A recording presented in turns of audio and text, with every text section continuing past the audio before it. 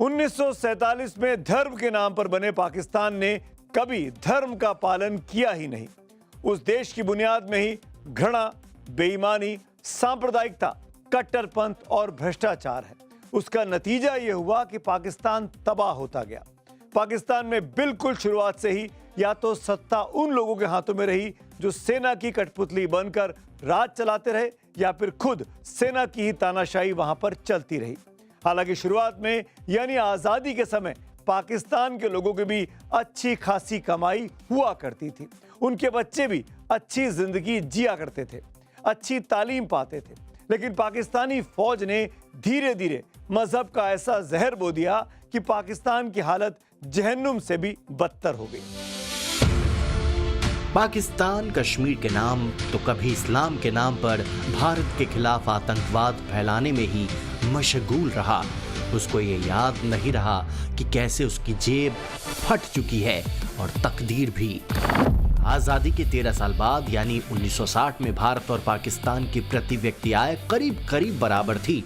तब भारत में रकम $85 थी और पाकिस्तान में $82। लेकिन आज भारत में प्रति व्यक्ति आय $2711 हो गई है और पाकिस्तान में $1581। उसी तरह 1960 में भारत में स्वास्थ्य सुविधाएं ऐसी थी कि नागरिकों की जीवन प्रत्याशा यानी औसत उम्र 45.6 साल थी, तो पाकिस्तान में इसके भी बराबर 44.1 साल थी। लेकिन 2024 आते आते भारत में यह औसत उम्र 72.2 साल हो गई है और पाकिस्तान की 67.8 साल है। अब ऐसे में पाकिस्तान कभी चीन के इशारे पर नाचता है तो कभी अमेरिका के इशारे पर। पाकिस्तान की विदेश नीति का कोई आधार नहीं है।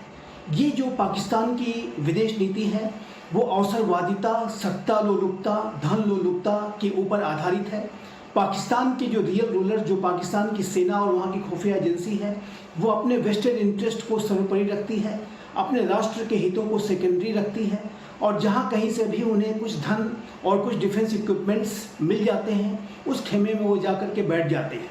और यही कारण है कि कभी वो चाइना के खेमे में दिखाई देते हैं, कभी अमेरिका के खेमे में जाकर बैठते हैं और जाहिर है कि जहाँ कहीं से भी उन्हें कुछ धन और कुछ इक्विपमेंट्स मिल जाएं उस खेमे में जा कर के बैठने की नीति पर चलते रहे हैं। और यही कारण है कि महाशक्तियाँ पाकिस्तान की जो टेरिटरी है उसका एक्सप्लॉयटेशन अपने हितों के लिए करती रही हैं। एक वक्त था कि क्रिकेट में भी पाकिस्तान का सिक्का चलता था। 1992 में वर्ल्ड कप विजेता बनकर जब पाकिस्तान उभरा तो किसी को अंदाजा नहीं रहा होगा कि 3 दशक में ही पाकिस्तानी क्रिकेट अपने वजूद के लिए लड़ता रह जाएगा। वजूद से याद आया कि पाकिस्तान का वजूद ही खतरे में है। उसको आप पाकिस्तान के लोगों की जिंदगी में आई मुश्किलों और कमियों से समझ सकते हैं। आज पाकिस्तान दवाई, पढ़ाई और कमाई सभी मोर्चों पर विफल है। 2023 में भारत ने शिक्षा पर अपनी जीडीपी का 4.1% हिस्सा खर्च किया, तो वहीं पाकिस्तान ने सिर्फ 1.9%। इसका असर भी दिखता है कि जहां भारत में साक्षरता दर 80% है, वहीं पाकिस्तान में 58%। पाकिस्तान की दिक्कत यह है कि उसके नेताओं और फौजी प्रमुखों ने सेना पर पानी की तरह पैसा बहाया, लेकिन पैसा कमाने के लिए कोई रास्ता नहीं ढूंढा, न ही अपने नागरिकों को बेहतर जिंदगी देने के लिए स्कूल, अस्पताल पर ध्यान दिया, न ही बिजली पानी की बेहतर व्यवस्था की। पाकिस्तान की सेना और पाकिस्तान की खुफिया एजेंसी ISI ही पाकिस्तान की रियल रूलर है। पाकिस्तान में दिखावे का लोकतंत्र है, दिखावे की जमहूरियत है और पाकिस्तान की जो जमहूरियत की जो सरकारें होती हैं वो कठपुतली की सरकारें होती हैं। उसको सेना और खुफिया एजेंसी ही नियंत्रित करती है, संचालित करती है और पर्दे के पीछे से सेना ही शासन करती है। और उनकी वजह से ही पाकिस्तान में जो आवाम की स्थिति लगातार दयनीय बनी रहती है। पाकिस्तान कभी भी एक स्थिर लोकतंत्र के रूप में, एक स्थिर राष्ट्र के रूप में अगर नहीं बन पाया है तो उसके पीछे सबसे बड़े जो अपराधी हैं वो पाकिस्तान की सेना और वहाँ की खुफिया एजेंसी ISI है। एक प्रसिद्ध आर्थिक अखबार के मुताबिक पाकिस्तान में गरीबी लगातार बढ़ रही है। वर्ल्ड बैंक का अनुमान है कि पाकिस्तान में करीब 45% आबादी गरीबी में रहती है, यानी आधी आबादी के लिए 2 जून की रोटी जुटाना मुश्किल काम है। और उन 45% लोगों में 16.5% लोग तो बेहद गरीब हैं। क्योंकि पाकिस्तान खेती पर आज भी ज्यादा आधारित है, लेकिन वहां खेती भी बहुत खराब स्थिति में है। पिछले साल यानी 2025 में खराब मौसम और कीटों के हमले से ही पाकिस्तान में फसलों के उत्पादन में 40% की गिरावट आई। पाकिस्तान के आतंकवाद से आजीज अगर भारत ने पिछले साल जब सिंधु जल समझौता खत्म किया तो इससे पाकिस्तान के पंजाब प्रांत में पानी के प्रवाह में 15% की कमी आई, जिससे सिंचाई की दिक्कत बढ़ गई है।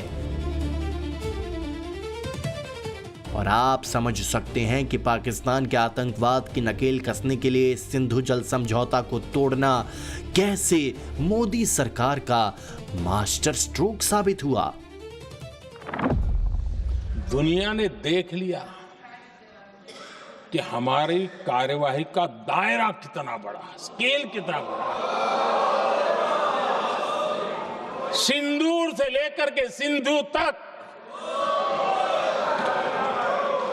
पाकिस्तान पर कार्रवाई की है। किसी देश की माली हालत खराब होती है तो दूसरे देशों में वो दखल नहीं देता, बंद कर देता है ऐसा काम करना। उसकी नजरें अपने अंदरूनी हालात को सुधारने पे लग जाती हैं।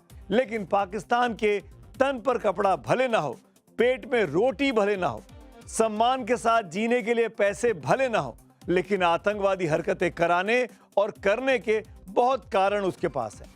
पहलगाम कांड उसका ही नतीजा था, जिसमें 25 निर्दोष भारतीयों की हत्या धर्म पूछकर कर दी गई। उसके जवाब में भारत ने ऑपरेशन सिंदूर को अंजाम दिया।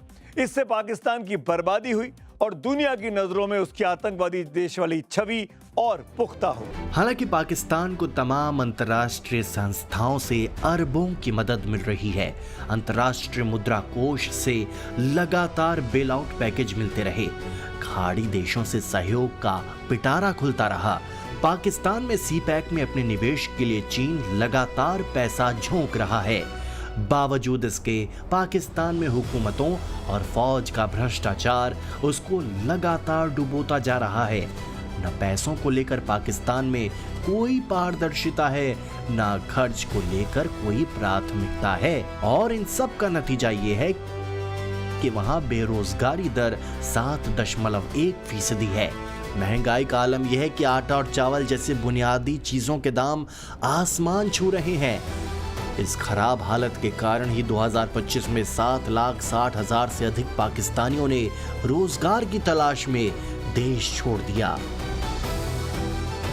इसीलिए जब भारत ने अमेरिका से ट्रेड डील की और ट्रंप का टैरिफ 18% पर आ गया तो पाकिस्तान के लोगों का गुस्सा अपनी हुकूमत और फौज पर फूटने लगा। लेकिन पाकिस्तान अपनी हरकतों से बाज नहीं आने वाला। उसको पता है कि आतंकवादी संगठन उस देश को दीमक की तरह खोखला करते जा रहे हैं। उसको ये भी पता है कि जिस आतंकवाद को हथियार बनाकर उसने हिंदुस्तान को घाव देने की कोशिश की, वो आतंकवाद पाकिस्तान को भी लगातार घायल कर रहा है।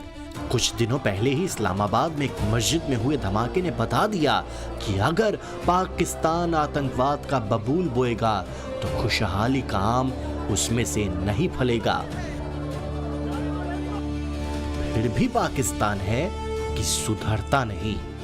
आतंकवाद से याद आया कि पाकिस्तान का इतिहास आतंकी हरकतों से रक्त रंजित है। यहां तक कि पाकिस्तान की तरफ से आतंक का दिया गया संरक्षण और सह क्रिकेट पर भी खून के छींटे डाल चुका है।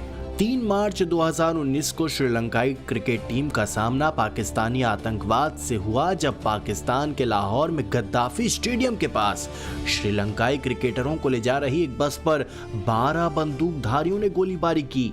क्रिकेटर पाकिस्तानी क्रिकेट टीम के खिलाफ दूसरे टेस्ट के तीसरे दिन खेलने जा रहे थे। इससे दुनिया सन्न रह गई।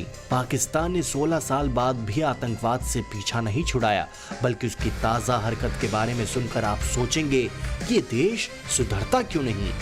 जिस श्रीलंका ने पाकिस्तान के आतंकवाद को अपनी क्रिकेट टीम पर झेला था, अब वही जब उसे T20 का वर्ल्ड कप खेलना है तो भी ये सुधरा नहीं है।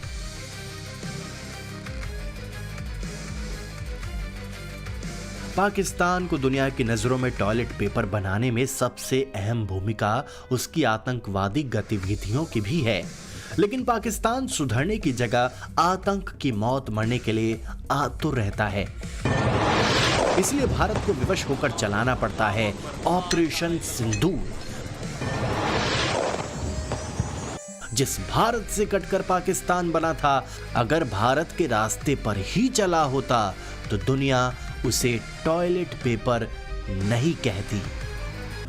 हर देश की अपनी पहचान होती है। दुनिया हर देश को उसकी किसी खासियत के कारण याद करती है। अमेरिका अपनी आर्थिक संपन्नता के कारण दुनिया भर में जाना जाता है। रूस अपनी सैनिक ताकत के कारण जाना जाता है। भारत को लोग सबसे बड़े लोकतंत्र और बहुत तेजी से उभरती आर्थिक शक्ति के रूप में दुनिया भर में जानते हैं।